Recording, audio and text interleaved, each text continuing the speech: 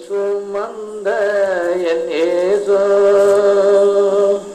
சிந்தின ரத்தம் புரண்டோடி நதி போலவே பாய்கின்றதே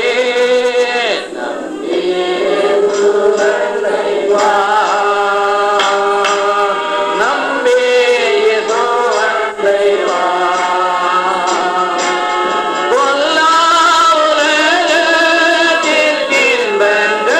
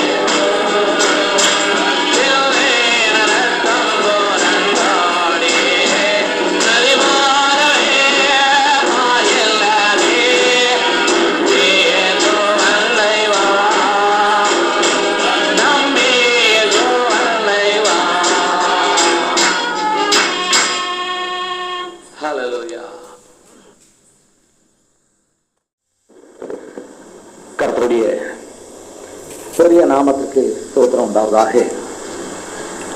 மீண்டும் கர்த்தருடைய வார்த்தையை தியானிக்க முடியாத மாபெரும் சாக்கியத்தை தேவனாய் கர்த்தர் கொடுத்ததற்காக நான் அவரை நன்றியோடு ஸ்தோத்திரிக்கிறேன். இதுவரையிலும் கர்த்தர் சிலுவையில் மொழிந்த 3 வார்த்தைகளை நாம் சிந்தித்தோம். இப்பொழுது 4வதாக கர்த்தர் உரைத்த வார்த்தையை சிந்திப்போமாக.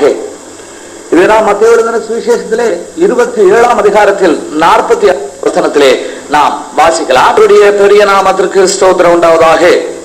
9ஆம் மணி நேரத்தில் இயேசு ஏலி ஏலி லாமா சபக்தானி என்று மிகுந்த சப்தமிட்டு கூப்பிட்டார். அதற்கு என் தேவனே என் தேவனே ஏன் என்னை கைவிட்டீர் என்று அர்த்தமாம் என்று இங்கே எழுதப்பட்டதாக பார்க்கிறோம். கர்த்தருடைய பெரிய நாமத்துக்கு ஸ்தோத்திரம் உண்டாவதாக. தேவனுடைய பிள்ளைகளே, ஆவியானவர் இங்கே அப்போஸ்தலர் எழுதி வைத்திருக்கிற இந்த வார்த்தையை நாம் அறிவது சற்று கடினமான காரியம். தேவன் கைவிடப்படுவதால் என் தேவனே ஏன் என்னை கைவிட்டீர் என்று இங்கே கர்த்தர் தேவகுமாரன் சொல்கிறார். உண்மையிலே இயேசு கைவிடப்பட்டாரா? தேவனுடைய பிள்ளைகளாகிய நாம் இந்த வார்த்தையை கவனித்து பார்க்க வேண்டும். கர்த்தருடைய பெரிய நாமத்துக்கு ஸ்தோத்திரம் உண்டாவதாக. இந்த நாட்களிலே பல அறிஞர்கள் இந்த வார்த்தையை ஆராய்ந்து கொண்டே இருக்கிறார்கள். தேவனுடைய பெரிய நாமத்துக்கு ஸ்தோத்திரம் உண்டாவதாக. மார்ட்டின் லூத்தர் என்ற வேத பண்டிதர் இந்த வார்த்தையை மனிதரால் எவ்விதமாக அறியக்கூடும் என்று அவர் தன்னுடைய ஜீவியத்தை எழுதி வைத்திருக்கிறார். உபவாசித்து இந்த வார்த்தையுடைய மேன்மை அறிய வேண்டும் என்று அவர் தேவ சகோதரரை காத்திருந்த முன்பு இதனுடைய ரகசியம் விளங்காதனாலே தேவனுடைய இந்த வார்த்தை யாரால் அறியக்கூடும் என்று அவர் மொழிந்ததாக அப்படி சரித்திரத்திலே எழுதப்பட்டிருக்கிறது. தேவனுடைய பிள்ளைகளே, தேவன் கைவிடப்பட்டாரா? கர்த்தராகிய இயேசு கிறிஸ்து கைவிடப்பட்டாரா? தேவனுடைய பெரிய நாமத்துக்கு ஸ்தோத்திரம் உண்டாவதாக. இதை நாம் இந்த நாளிலே சிந்தித்து அறிய வேண்டும். ஆராதனைக்கு கடந்து வந்து முதல்ல பிரசங்கத்தை முடித்த பின்பு தேவசனத்தில் இந்த காரியத்திற்காக அந்த காலையிலிருந்து எனக்கு இதை குறித்து சரியான தெளிவில்லை. இதை தேவசனத்தில் நான் ஒத்துக்கொள்கிறேன். நான் கூட்டிய குறைத்தோ சொல்லவில்லை. இந்த வார்த்தை நானும் சிந்தித்து பார்த்து கொண்டே இருந்தேன். எப்படி தேவனுடைய பிள்ளைகளுக்கு சொல்லுவது என்று நான் இந்த காரியத்தை குறித்து காலையிலிருந்து சிந்தித்துக் கொண்டிருந்தேன். பின்பு முதல் பிரசங்கத்தை முடித்துவிட்டு தேவனுடைய பெரிய நாமத்துக்கு ஸ்தோத்திரம் உண்டாவதாக முதலாவது வார்த்தையை குறித்த செய்தியை முடித்துவிட்டு அவருக்கு இருந்த பொது சில காரியங்களை தேவனாய் கர்த்தர் அடியானுக்கு உணர்த்தினார். அதை உங்கள் மத்தியிலே இந்த வேளையிலே நான் பகிர்ந்து கொள்ள விரும்புகிறேன். கர்த்தருடைய பெரிய நாமத்திற்கு ஸ்தோத்திரம் உண்டாவதாக. இந்த வார்த்தை சங்கீத புஸ்தகத்திலே சொல்லப்பட்ட வார்த்தையாக இருந்தது என்று நாம் பார்க்கிறோம். சங்கீத புஸ்தகத்திலே 22ஆம் அதிகாரத்தில் 1வது வசனத்திலே ஆவியானவர் இவ்விதமாக எழுதி வைத்திருக்கிறார். என் தேவனே என் தேவனே ஏன் என்னை கைவிட்டீர் என்று அங்கே சங்கீதத்திலே உரைத்த வார்த்தையை தான் இங்கே மீண்டும் கர்த்தராகிய இயேசு கிறிஸ்து உரைத்ததாக நாம் பார்க்கிறோம். கர்த்தருடைய பெரிய நாமத்துக்கு ஸ்தோத்திரம் உண்டாவதாக. மெய்யாகவே தேவன் அவரை கைவிட்டாரா? பிதாவாகிய தேவன் அவரை கைவிட்டாரா? அவர் கைவிடப்பட்டார் என்றால் எந்த சூழ்நிலையில் கர்த்தராகிய இயேசு கிறிஸ்துவானவர் இந்த வார்த்தையை, அந்த தீர்க்கதரிசன வார்த்தையை மீண்டும் எடுத்து ஏம்புகிறார் என்பதை நாம் சிந்தித்து பார்க்க வேண்டும். கர்த்தருடைய பெரிய நாமத்திற்கு ஸ்தோத்திரம் உண்டாவதாக. நான் உன்னை கைவிடுவதும் இல்லை, நான் உன்னை விட்டு விலகுவதும் இல்லை என்று தான் தேவனாய் கர்த்தர் சொல்லி இருக்கிறார். கர்த்தருடைய பெரிய நாமத்துக்கு ஸ்தோத்திரம் உண்டாவதாக. தேவனாய் கர்த்தர் யாருவரையும் கைவிடுகிறதில்லை, கைவிடாத தேவன். பக்தர் மத்தியிலே இவ்விதமாகத்தான் அவர் மொழிந்திருக்கிறார். நான் உன்னை விட்டு விலகுவதும் இல்லை, உன்னை கைவிடுவதும் இல்லை என்று சொல்லி இருக்கிறார்.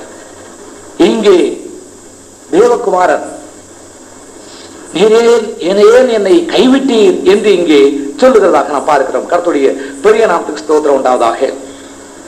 இதனுடைய மேன்மையை தேவனுடைய பிள்ளைகளாகிய நாம் சிந்தித்து பார்க்க வேண்டும். கர்த்தருடைய பெரிய நாமத்துக்கு ஸ்தோத்திரம் உண்டாவதாக.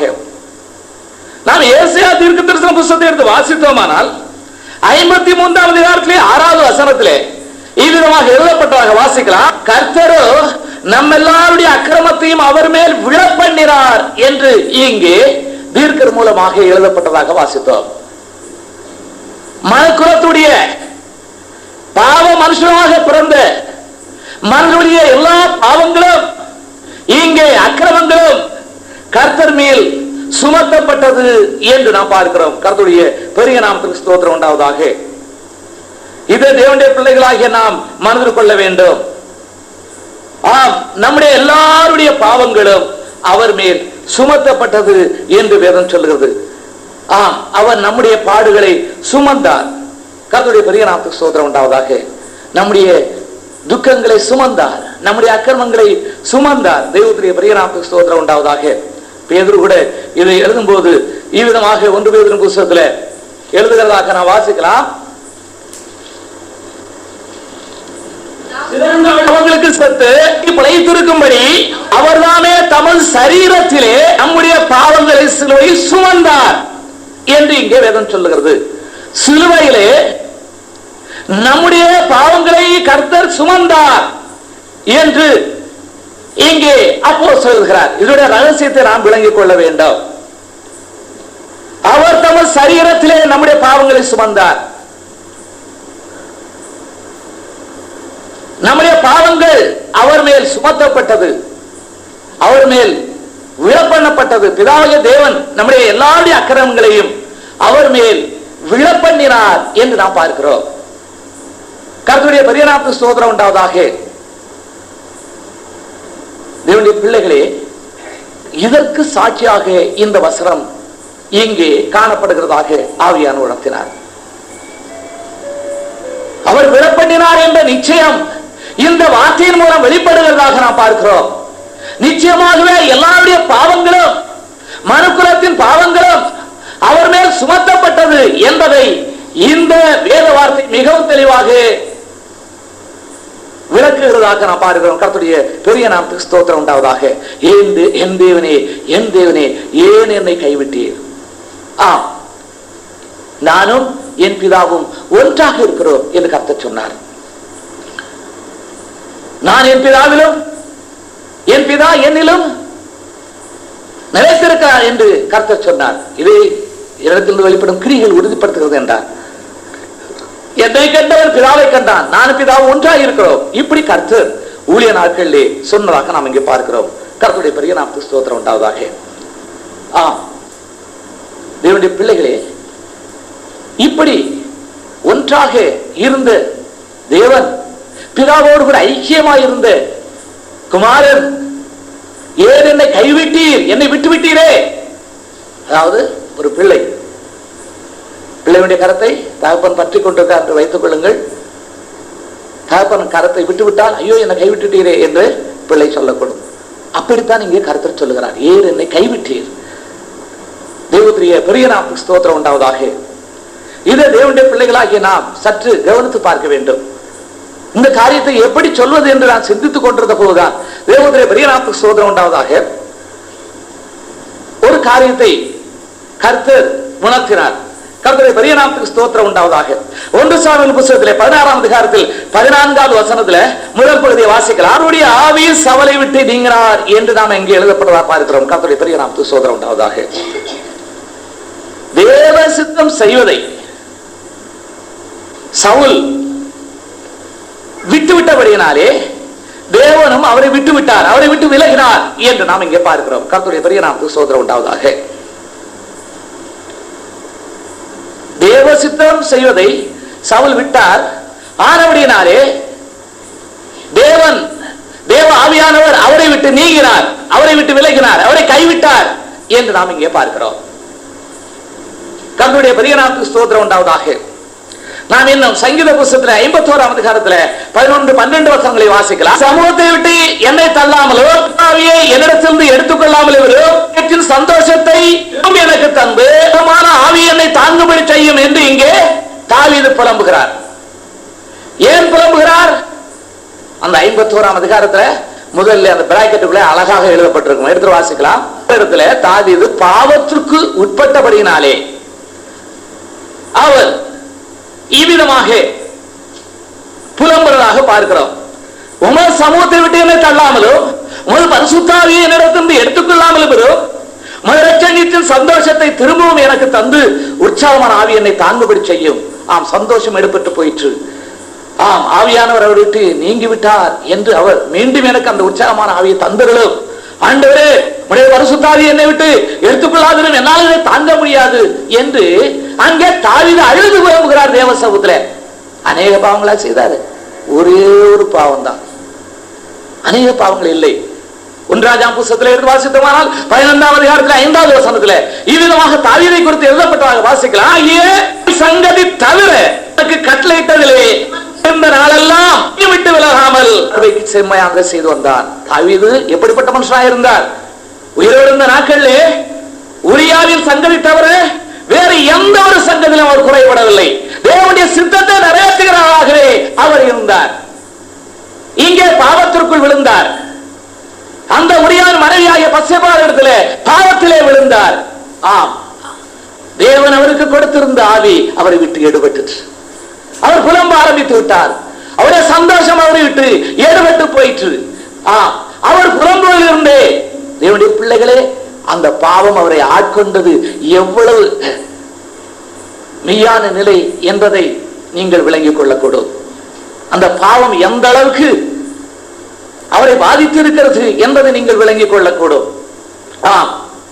உங்கள் சமூகத்தை விட்டு என்னை தள்ளாமலும் உங்கள் பரிசுத்த ஆவியை என்னிடத்தில் எடுத்துக்கொள்ளாமலும் வரும்.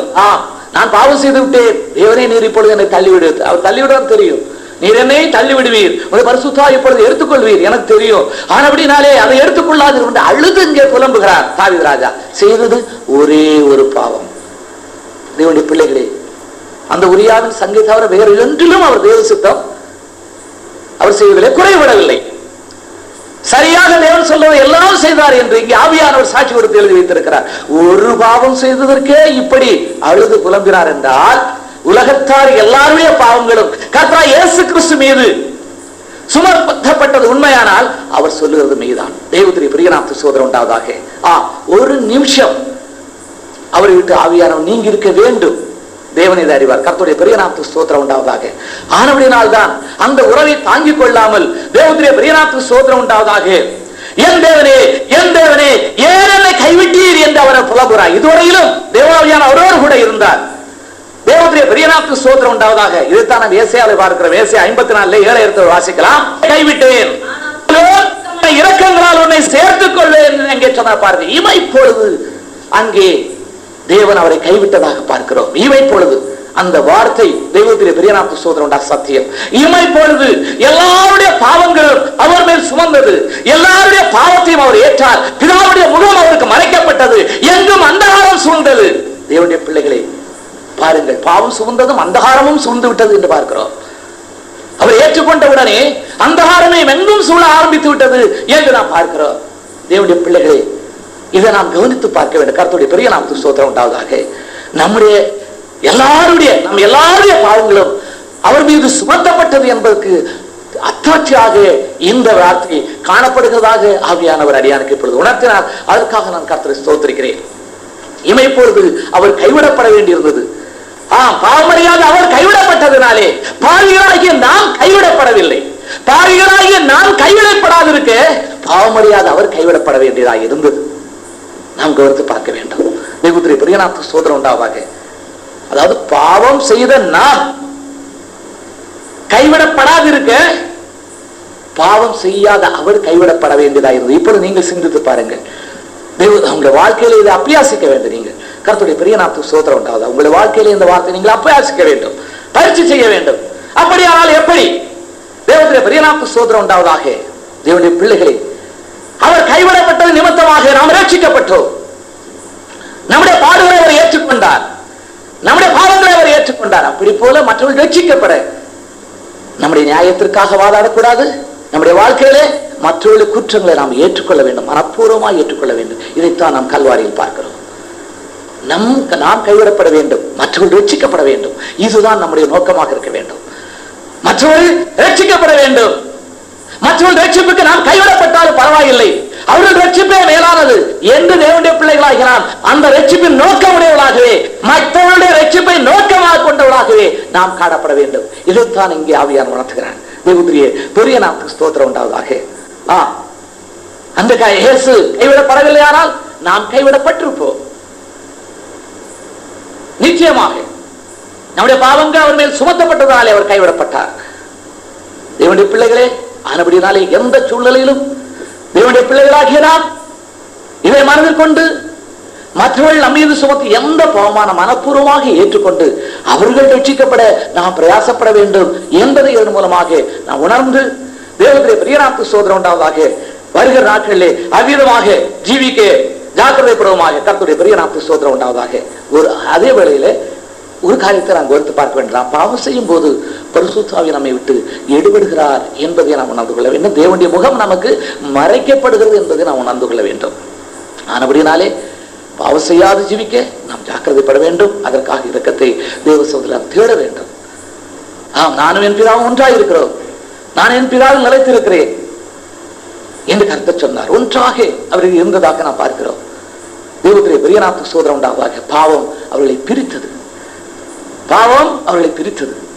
அப்படி போல தேவனை நம்மை பிரிக்கக்கூடியது பாவம், தேவனுடைய சபையும் நம்மை பிரிக்கக்கூடியது பாவம். இதை தேவனுடைய பிள்ளைகள் உணர்ந்து கொள்ள வேண்டும்.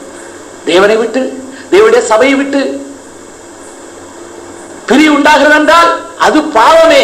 இதை நான் மிகவும் தெளிவாக சோதித்து பார்க்க எங்கே குறைபட்டிருக்கிறோம், எங்கே குறைபட்டிருக்கிறோம், எங்கே நமத்திலே குறை காணப்படுகிறது, ஆண்டவர் இந்த குறைவை எனக்கு உணர்த்தும் என்று நாம் அன்றாடி தேவசத்திலே அந்த குறைவை கண்டுகொள்ள நாம் ஜாக்கிரதைப்பட வேண்டும். இதைத்தான் நாம் சிலுவையிலே பார்க்கிறோம்.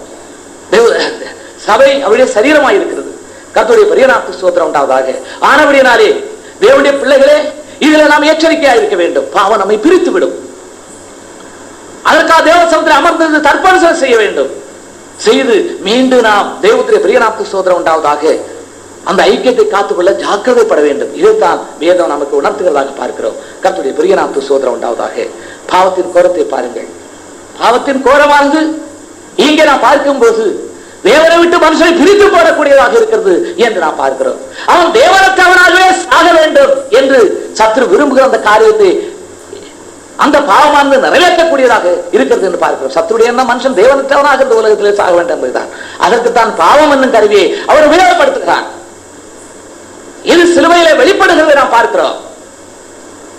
ஆனபடினால தேவனுடைய பிள்ளைகளாகி நாம் இந்த காரியத்தில் எச்சரிக்கையாக இருக்க வேண்டும். கர்த்தருடைய பெரிய நாமத்திற்கு ஸ்தோத்திரம் உண்டாவதாக. பாவம் செய்யாதபடி ஜீவித்து மற்றவருடைய கவனிக்க வேண்டும். பாவம் செய்யாதபடி ஜீவிக்க ஜாக்கிரதைப்பட வேண்டும். மற்றவருடைய குறைவுகளை நம்மீது ஏற்றுக்கொள்ளக்கூடிய சந்தர்ப்பம் வரும்போது ஏற்றுக்கொண்டு மற்றவர்கள் ரட்சிப்படைய ஜாக்கிரதைப்பட வேண்டும். இதுவே நம்முடைய நோக்கமாக இருக்க வேண்டும். இதைத்தான் இந்த வார்த்தையின் மூலமாக அடியான் உணர்ந்து கொள்ளும்படி செய்தார். அதற்காக நான் கர்த்தரை ஸ்தோத்திரித்து அவருடைய நாமத்தினால் இந்த வார்த்தையை முடிக்கிறேன்.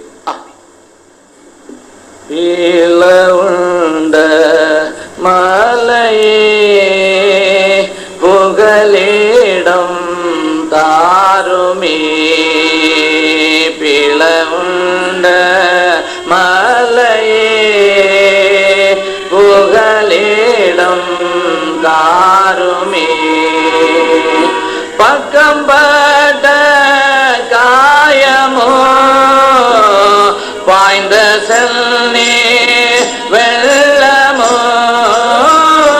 பக்கம்பட்ட காயமோ பாய்ந்த செல்லே வெள்ளமோ, பாவதோஷம் யாவையோ நீக்கும்படி அருளோ, பாவதோஷம்